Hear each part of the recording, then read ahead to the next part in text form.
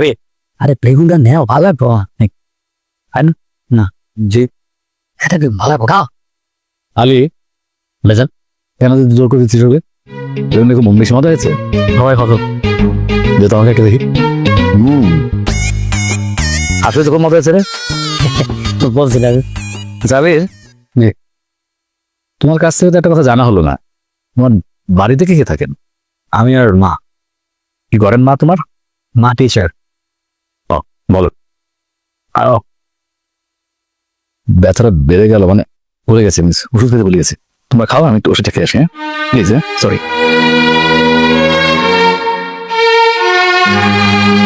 বাবা তোমাকে একটু তরকারি দিই না আগে প্লিজ আম ফুল একটু নাও না তাই ছেলে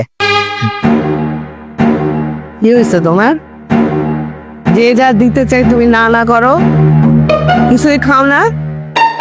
এই বয়সে কি স্বাস্থ্য তোমার তোমার এই বয়সে ওদের দাদা ভাই যা স্বাস্থ্য ছিল যদি দেখতা খাও মাছের মাথাটা খাও মাছের মাথাটা দিতে বলেছেন খাও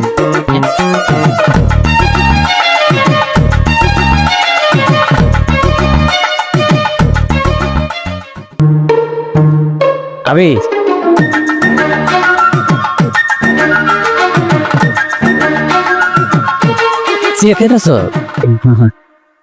আর খাও না সমস্যা নেই তো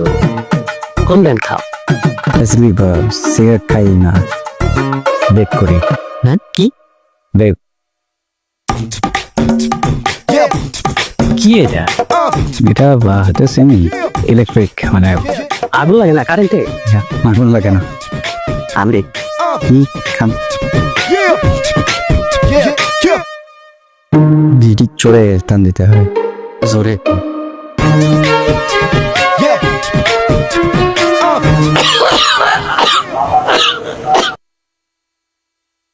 তো দোয়াকে খেতে কম ধরে কিন্তু ভাঙা আসে রেখে তোমার কাছে ও না আগে আগে ছিল রিসেন্টলি জানলাম যে এটা লাংস ড্যামেজ করে খুব বাজে ভাবে আমিও ছেড়ে দেওয়ার চেষ্টা করছি তাই আর কি সানসা আর কি বুঝতেছ না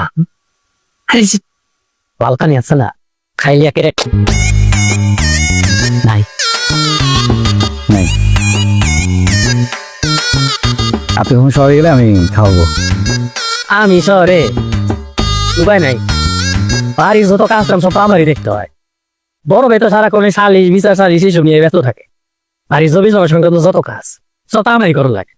সময় পাই না সমস্যা নেই আমি কখনো যদি আসি আমি নিয়ে আসবো ঠিক আছে ঠিক আছে সব কয়ে না তুমি আর সাথে হয়ে খাও জায়গা ওকে আরেকবার লাগছে সমস্যা না এসব ফুসফুস জোরে